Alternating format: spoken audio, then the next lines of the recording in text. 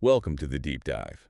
This is where we take the sources you share with us today, those reports from BBC News, AP News, and CNN, and we dig into them for the key insights. That's right. And today, we're diving into those reports about recent attack in Boulder, Colorado. Mm. Our mission is to unpack what happened, who was involved, the immediate aftermath, really, just the essential facts as reported in these sources, quick and clear. Okay, let's get into it. So what immediately jumps out from your sources is the setting and the timing. Right.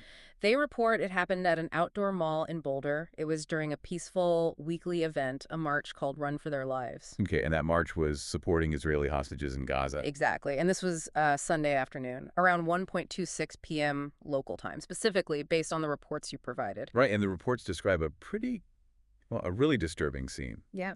The suspect apparently used what sources are calling a makeshift flamethrower and threw Molotov cocktails.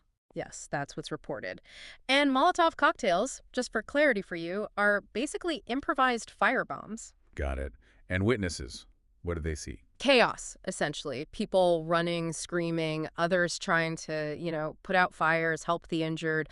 One account in your sources was quite graphic, mentioning it looked like skin had melted off bodies. Wow, that's intense. It really underscores the severity. Your sources quote former FBI agents who point out that, look, these devices might be simple to make, but the burns they cause can be extremely severe, potentially fatal.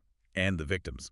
The reports mention a significant age range from 52 all the way up to 88 years old. 88? Yeah, with injuries reported from minor to critical. And tragically, one injured individual was reportedly a Holocaust survivor.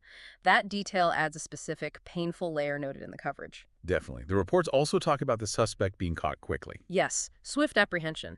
Your sources identify him as Mohamed Sabry Soliman. He's 45, an Egyptian national. And the sources note his visa had apparently expired back in 2023. That's reported, yes. And he'd recently been living down in Colorado Springs. Okay, so then the official response.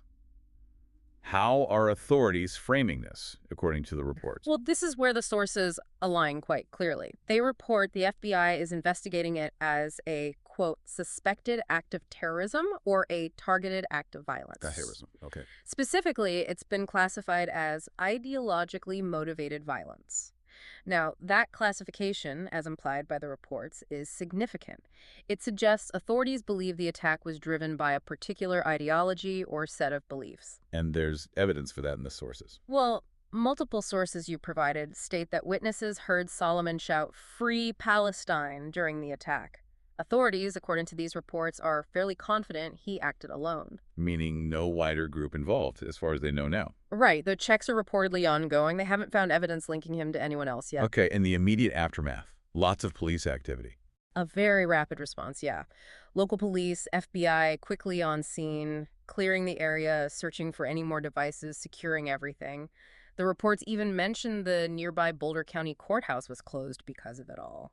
And security concerns afterwards. Yes, the reports note security has been stepped up for Jewish events in the area, especially since this happened right before Shavuot, which is a significant Jewish holiday, a time of gathering. And context-wise, some sources mention this isn't the only recent incident. Correct. Some of your sources note this is the second high-profile attack in the U.S. suspected to be related to the Gaza conflict in less than 2 weeks. Wow.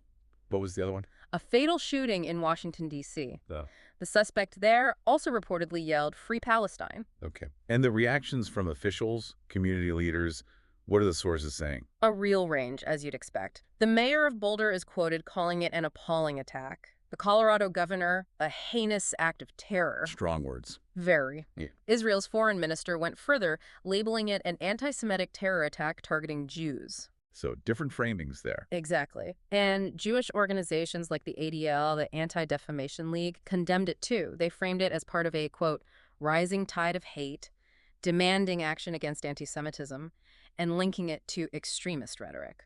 And politicians. Your sources show condemnation across the political spectrum, stressing hate has no place, calling for accountability.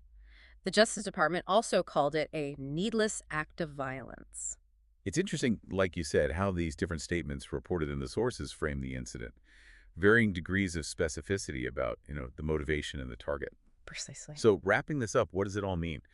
We've looked at the details from your sources, the location, the methods, the tragic impact, the swift law enforcement response, and that classification as a suspected ideologically motivated attack. Mm-hmm.